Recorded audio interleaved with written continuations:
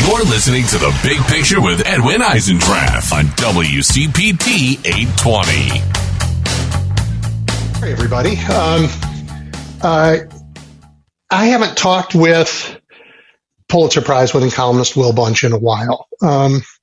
We talked quite a bit before the last election, and I don't know if you guys remember this, but he promised to make it a central part of his mission to be sure that Pennsylvania voters knew enough about the candidates to make good decisions, and partly because of his good work, they did. Welcome back, Will.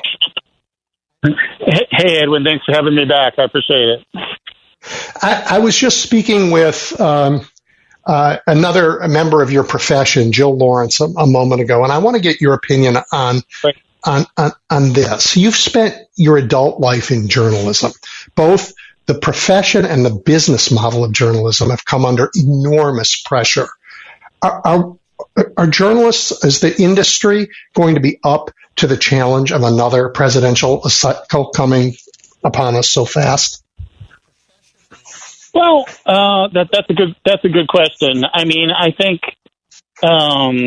well, it's true that the business model for journalism, I don't want to say it's collapsed because that's too dramatic, but it's under intense pressure, right? But and that obviously has some marginal impact on the presidential race because you have less people out there in the field. You have less people, and I think this is much more important, that you have less people digging into the finances or other possible, irregularities around the candidate. But really, at the end of the day, I mean, I don't think it's really that much about money. It's about attitude. It's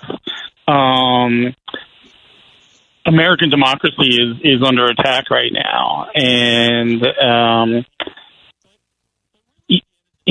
so journalism as usual just isn't going to cut it. We have to be mindful every day, because you can't be, journalists, the whole thing about journalists being neutral or whatever, journalists have to be fair. They have to listen to both sides and make sure that they, have an open mind when they go into a story. But you can't be neutral about the future of democracy. And, right now we have one political party that's endorsed, or embraced, I should say, a form of, you can call it whatever you want. You can call it authoritarianism. You can call it fascism on the other extreme. But it's definitely anti-democracy, whether it's trying to restrict people from voting, whether it's, kicking out or silencing legislators they don't agree with, whether it's what we're seeing a lot right now, which is red states taking control over blue cities within their states, the district attorneys, the police departments, the school districts. That's an assault on democracy. And if the media can't let people know that this is happening and just how urgent the situation it is, then you could have all the money in the world invested in journalism, and it wouldn't matter if the state of mind isn't right, and if we're not accurately describing what's going on right now. Yeah, you can be fair and balanced and do the job. I mean, fair and balanced doesn't mean facts don't matter. They do. And checking facts is the core of doing journalism. I mean, they used to teach in Chicago at we had a city news bureau that trained generation of journalists. And the guy who ran it would say, like, if your mother tells you she loves you, check the fact, check the sources. Yeah. I mean, when I say that there's, an authoritarian or a neo-fascist or whatever streak in the Republican Party today, I'm basing that on a lot of research. I spend a lot of time reading and digging into stuff and talking to people so that I understand what they're doing. I'm just not one of those people who, called people fascists or communists just because I don't like their mustache or something. It's like good. I mean, good. You're not a bomb thrower. You're not a bomb thrower. Yeah. That's not who you are. But you got to call it like you see it. Yeah, and it's funny because the writing part of journalism is very important to me. Like, I want to be a very good writer. Can turn a good phrase every now and then or whatever. But the truth is, people who are good writers know that comes from good reporting. That comes from having kind of mastery over facts and information. Makes you a better writer. That it's not just dazzling people. You're not writing fiction. It's not. You're not dazzling people with your wordsmith. I guess you can dazzle people and make stuff up. But if you really want to be a true journalist and be accurate, the more you understand the subject, the better a writer you are. So yeah, that makes sense. Yeah, and so yeah, I mean, this presidential race is going to be a challenge. It's funny because it's funny you asked this, and maybe this is probably what you and Phil were talking about in the last half hour. But this town hall next week that CNN is having with Trump. I mean, I know you're supposed to be asking the question. I know you're supposed to be asking the question. Yeah. Oh no, we're supposed to have a conversation. That's how I want it.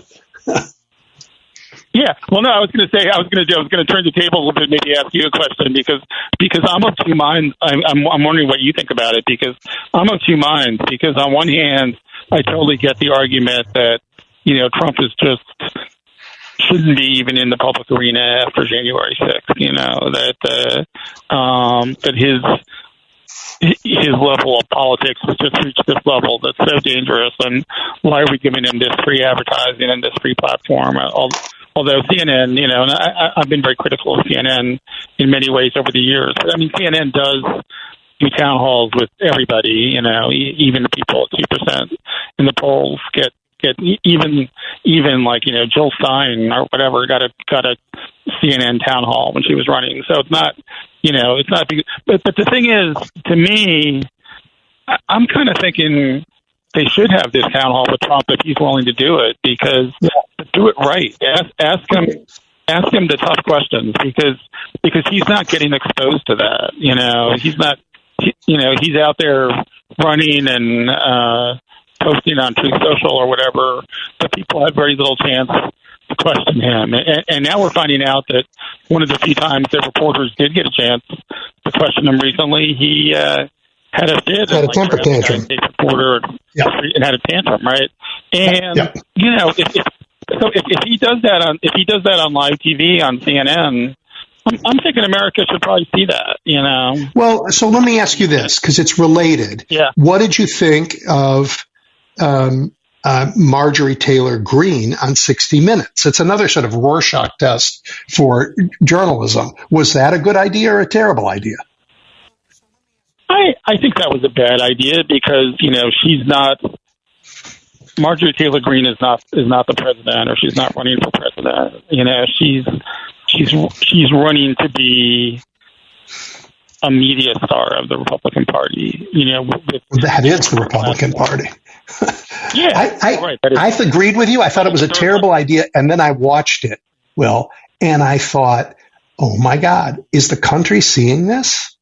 Because what I saw was appalling. And I guess it's the same thing you're saying about Trump. If he's handled well by reporters, what he's going to show us is appalling. Whether that makes a difference or not, it's not as important as making him go away, for sure. But I'm not sure that it's journalists' job to make politicians go away. Yeah, and look, at this stage, Trump's been in the political arena for 8 years now, and since he started running in 2015, the first time. So he's not going away. So CNN's decision on giving him a town hall or not isn't going to have that much material effect. And when the show airs, there's going to be people who watch it and think that Trump was great, that he socked it to the media, that that Trump, he tells it like it is, and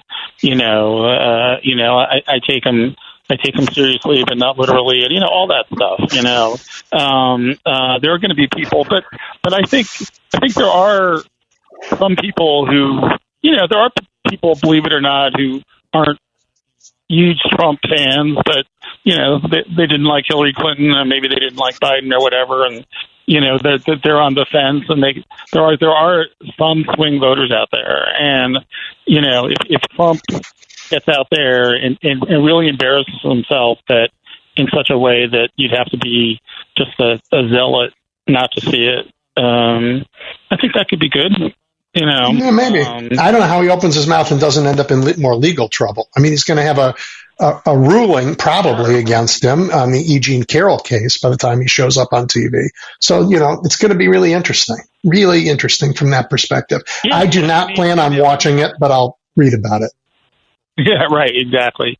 Yeah. I mean, it's funny you say that. I mean, if the verdict in that E. Jean Carroll trial, if that verdict comes out, that afternoon, and it goes against him, I mean, he could just have a total meltdown. A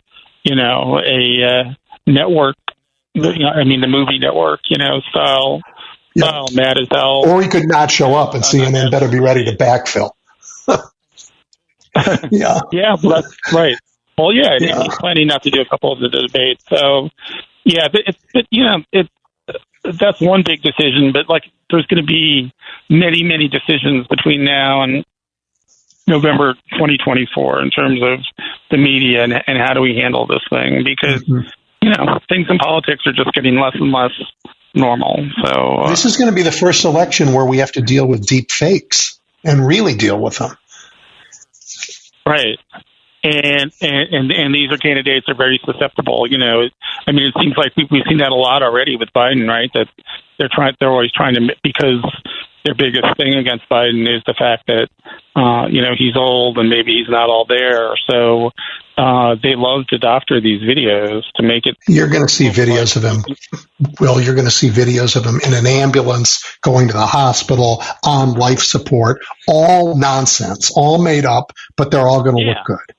Yeah. Right. Well, yeah. I think they get the most mileage just out of a tape where he's talking and they edit it in a certain way or cut his words out of order so that he sounds incoherent. I mean, the thing is, and I don't watch everything that Biden does, but I watch the State of the Union and that. I'm thinking I'm 64. I couldn't go out there and do that for an hour. He did a great job. Yep. Yeah. All right. Let me change the subject a little bit, because we spend so much time on national politics. And national politics sometimes gets detached from our daily lives in a way that opens the door for conspiracies and silliness and all kinds of stuff that you and I just talked about. But we just had a mayoral election in Chicago, and I think you're in the middle of one in Philly, aren't you? I find these a tonic for our democracy. I mean, candidates and voters, they all get to know each other. The issues are tangible. The candidates, end up stealing each other's best ideas, which is, good for the country or the city. I mean, I love local elections, and I'm wondering what's your take on that and how they differ from the big national stuff.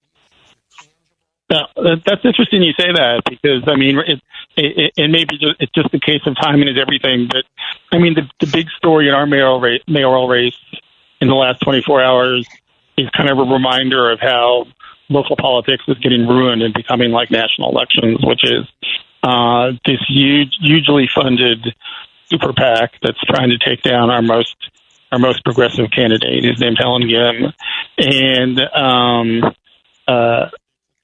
we have well, I guess with dark money, I guess there's unlimited contributions everywhere. But so this billionaire who lives in Pennsylvania named Jeff Yass, he's big thing. He's a pro-charter schools, pro-voucher, anti-public schools, anti-teachers union guy. Just poured $750,000 of his own money into this PAC that's buying negative ads to take down the progressive candidate Helen Gim. So, yeah, the thing is, there is, it's a beautiful, it's literally the best weather day of the year here in Philadelphia today. It's 70 degrees.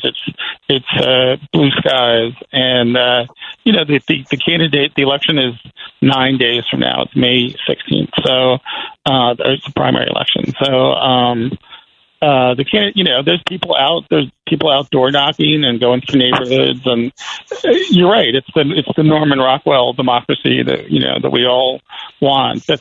But even in an election like that, there's still these like dark currents of like dark money and people dollars trying to influence the election. So it's kind of a mixed bag, Yeah, but the dollars don't go as far. I mean, the candidate who won in Chicago, was outspent by an enormous amount by the candidate who lost. And the candidate who lost had tons of money pouring in, money that was from probably some of the same billionaires. And he wasn't as radically to the right. He was just like at the right edge of the Democratic Party. But he got all of that money and he still lost. Yeah. No, yeah. You had a very good election in Chicago, and I think it helped clarify. I think it's interesting because we're seeing different types of elections in different cities. Like in Chicago, you have a runoff in Chicago, and I thought that worked out well because at the end the voters got to choose from candidates who had two very different visions. That you had Johnson, the progressive, and Vallis running as kind of an old-fashioned tough-on-crime type guy. And that was good. And New York and some other cities now have gone to ranked choice voting, which I'm not a big fan at all of Eric Adams, the mayor of New York, who won with ranked choice voting. But that's the thing went. In Philadelphia, Philadelphia is very backwards about political reform. We've always been an extremely anti-reform state, and our election there's nothing reform about this election. It's here in Philadelphia, which is basically a one-party town. There's a Democratic primary. It's a closed primary, so if you're a Republican or if you're an independent, you can't vote in it. In the Democratic primary, there will be a general election in November. But the Republican, even though it's a city council member, but doesn't have much of a chance. And the other thing is, we don't have runoffs. And we have a race where this doesn't usually happen, but there's kind of 5 top tier candidates, and they're pretty equal. One of the 5 might be flipping a little bit, but the other 4 and maybe all 5 are really just neck and neck with each other, which is that good or bad? I don't know. I mean, well, so what you're describing, let's say the Republican is going to get the same slice of the votes as one of those Democrats. So now you have a pie split 6 ways, and you're telling me that the next mayor can win with 1 vote more than a sixth of the population. So it could be a very, very small percentage of voters elect a mayor. Yeah, and remember, there's in a mayoral primary, there's turnout. Even though despite all the publicity, there's still turnout issues, and so the bottom line is, the overall population of 1.6 of Philadelphia is 1.6 million, including children and all that. But so with a population of 1.6 million, people think the winner could get as few as 60,000 votes. Yeah, that's terrible. That's not great. That's terrible. No, that's bad for everybody. And really bad for everybody. Yeah, and I think it's interesting. So the 5 candidates, I mentioned one of them, Helen Gim. She's the most progressive, and basically, if you imagine a 5-lane highway, it's almost like each candidate has an ideological lane. There's in addition to Helen, who's on the far left, there's a center left candidate. There's a kind of a center. When I say centrist, I don't mean centrist. I mean centrist within the Democratic Party. Kind of in the center of the Democratic Party. And then there's a couple who are kind of more on the hire more cops. Kind of, they're not ultra conservative, or they're not really conservative, but they're kind of on the right of this primary field. Yeah, and so, I mean, let's just say hypothetically that Helen Gim, the progressive, wins, but she wins with 25% of the primary vote. That probably means that 75% of the Democratic primary voters really pretty strongly didn't want her, and they're not even the whole, and you're not even counting Republican and independent voters. And so, yeah. And people who stayed home, yeah. So whoever is going to win is going to have a huge task to bring the city together. If they see that as their task, right? Absolutely, yeah. The one thing the new mayor is going to have going for them is that the current mayor, Jim Kenney, has been kind of on cruise control for the last 5 or 6 years. And, I mean, he had a very easy reelection, but once he got reelected, it dawned on people that he really wasn't doing anything, and there was you've probably never seen our mayor on TV because that's too much work for him or whatever. So I guess it's good. That's good in a way for the next mayor because the bar is pretty low in terms of they kind of just need to show up and show an interest. I mean, Philadelphia has a lot of the same problems Chicago has. We have a higher murder rate than we've had in a long, long time. In fact, we've actually set our all-time record for homicides the last couple of years. I think it's finally going down a little bit this year. We have a mental health crisis. We have a drug opioid crisis, basically. So there is a lot to do in Philadelphia for whoever the next mayor is, and our schools are in pretty bad shape. So, well, yeah, I think the guy running for mayor here once ran your schools.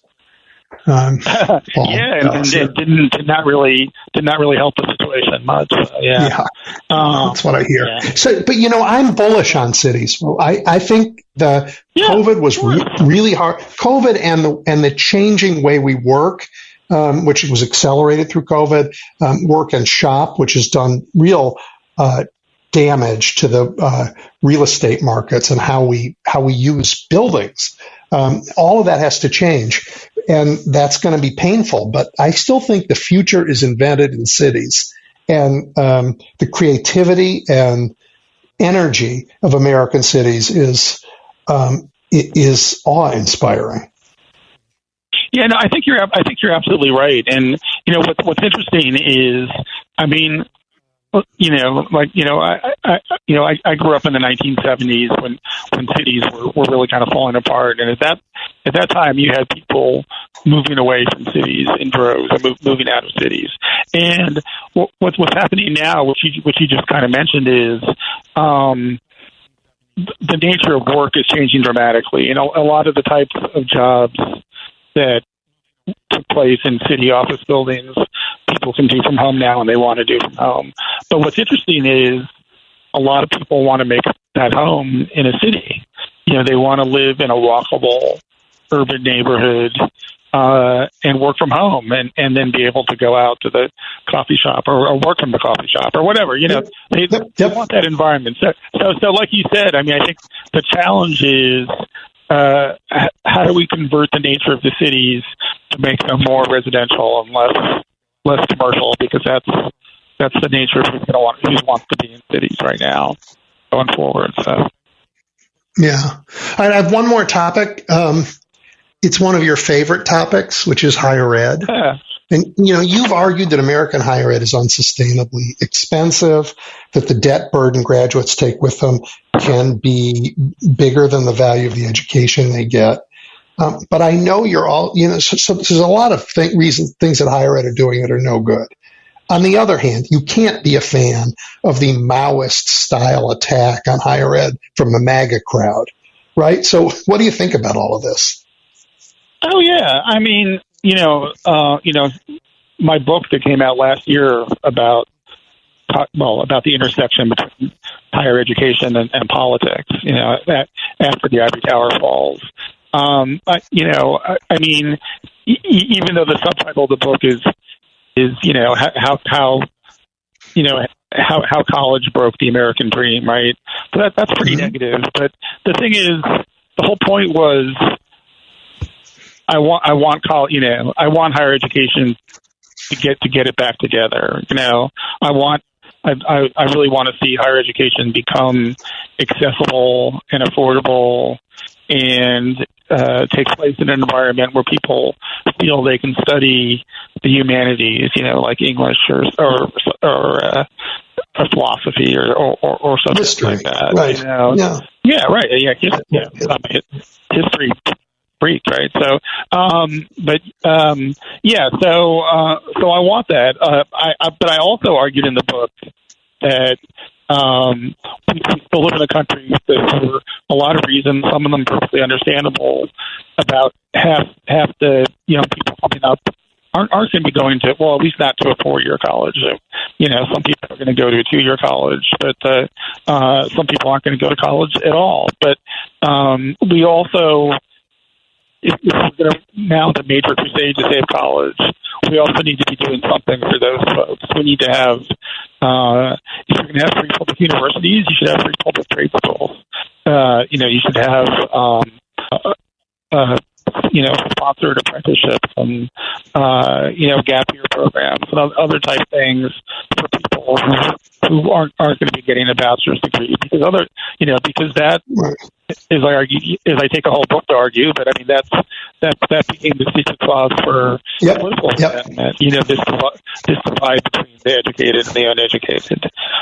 So your sense that save college but do better. Yeah. So you wrote a lot about how to make colleges better, but the attack on colleges from the right is not following your suggestions about how to make college better. No, quite the opposite. The thing is, I think higher education is part of what makes better citizens, right? And what gives people critical thinking skills, and that's what helps us as a society respond better to things like climate change or, heaven forbid, the next pandemic or whatever. To have those critical thinking skills, have an appreciation for science and the scientific process, all of those things. And Republicans right now are against all of those things. They are, it's not a conspiracy theory to say that Republicans are against critical thinking. They want to create young people who are obedient to a certain idea of patriotism and are obedient to their basic authoritarianism, as we were talking about earlier. Dominion. Yeah. All right. Well, Will, we've run out of time, so we have to, as usual, to do this again. Yeah, absolutely. Thank you so much. It's always a real pleasure having you on. Yeah. All right, Edwin. It's always great talking to you. Thanks so much. I appreciate it. All right, everybody. That's the Philadelphia Inquirer's Will Bunch. We're going to turn to Chicago when we come back and talk to former Alderman Roderick Sawyer. And he's got a lot to say based on his experience and as a candidate in the last mayor's race. Thought it would be interesting, even if you're not from Chicago, to hear. Stay tuned.